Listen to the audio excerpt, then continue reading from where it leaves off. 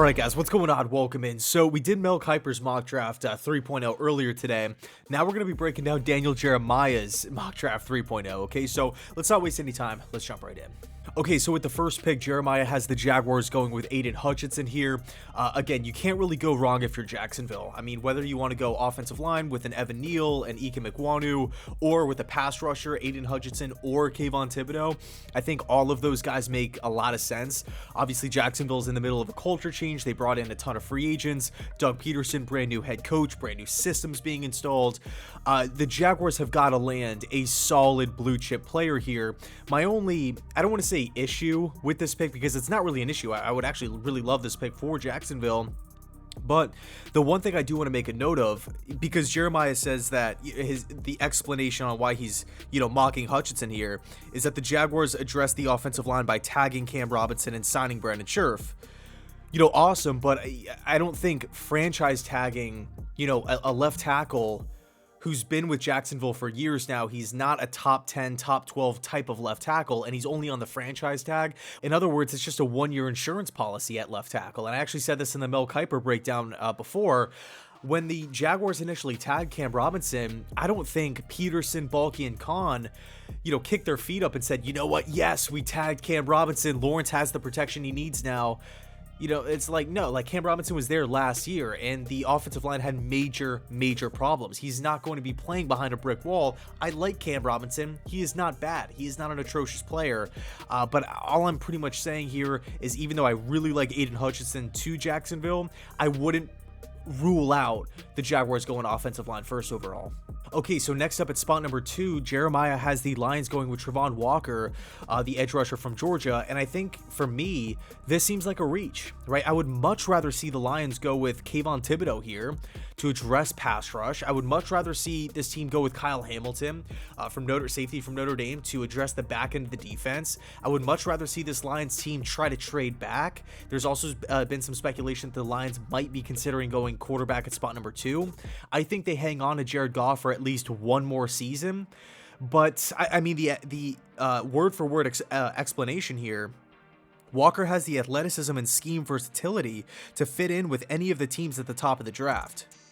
That's it.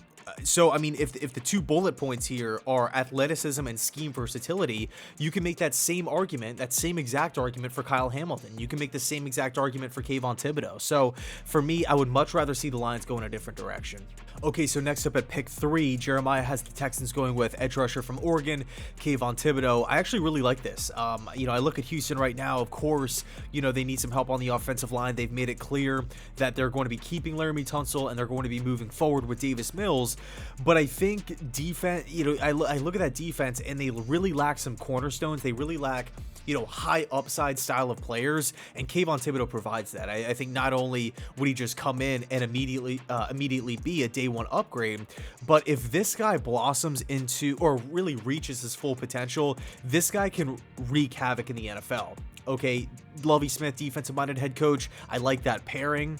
Of course, you can make an argument for an Ikem Ekwonu here, a Kyle Hamilton, an Evan Neal, but Kayvon Thibodeau, I mean, he's honestly one of my favorite prospects in the entire draft. I hope for the Jets' sake he's there at spot number 4, but hey, if he goes to Houston, I would honestly probably give that pick an A.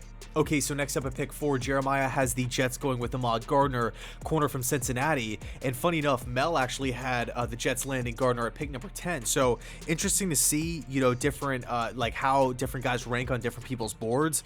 But look, I mean, the Jets are going to be walking away here with a potential lockdown guy, right? Multiple interceptions freshman year, sophomore year, and junior season. Never allowed that collegiate touchdown pass.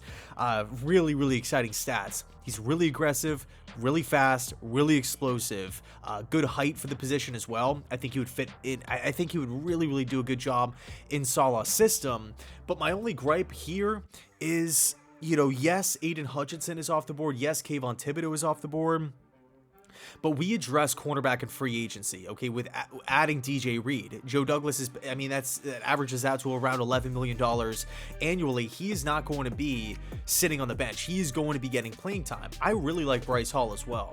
Okay, supposedly the Jets coaching staff really likes Brandon Echols. Now, I'm not saying those guys are better than Gardner, but if we're talking about maximizing draft picks here, you can make an argument for Evan Neal. Okay, he could play on the left side, he could play on the right side. He could be an option. Same with Ikem Ekwonu from NC State and Charles Cross from Mississippi State. But I'll say this, if the Jets coaching staff views Ahmad Gardner as a true lockdown corner, maybe not initially, right? I'm not saying within the first, month of the season he has to be a top 5 corner or anything like that, but long term, if Salah, if Ulbrich, Joe Douglas, they view Ahmad Gardner as a guy that could be a top 5 corner by, the following season, I wouldn't mind this pick. Not at all. Okay, because that is, at the end of the day, we still lack that true CB1, that true lockdown guy. As much as I love DJ Reed, that was actually my favorite free agent signing that the Jets made. I think he's a really underrated player, flying under the radar, although the Jets did pay him a lot. I think Gardner plus Reed plus Michael Carter in the slot, yeah, and another thing too, it adds depth, because now Bryce Hall, you can move him around a little bit. And hey, if somebody gets hurt or something like that, you have guys that can fill in. So, and by the way, Bryce Hall is still on a really, really cheap contract. He's still on his rookie deal. So it's not like we're going to have, $10 million just delegated to a player that's not even getting in the game. Not going to be the case at all. So Ahmad Gardner to the Jets. Next up, New York Giants, pick number 5 here, Ikem Ekwonu from NC State. I love this pick, right? I feel, and we talked about this in the Mel Kiper breakdown as well, but personally, I feel like the Giants' 2 biggest weaknesses, the 2 biggest needs for this football team, edge rusher, offensive line. Not in any specific order. I would actually probably say offensive line is the bigger need, but look, again, Aidan Hutchinson off the board, Kayvon Thibodeau off the board.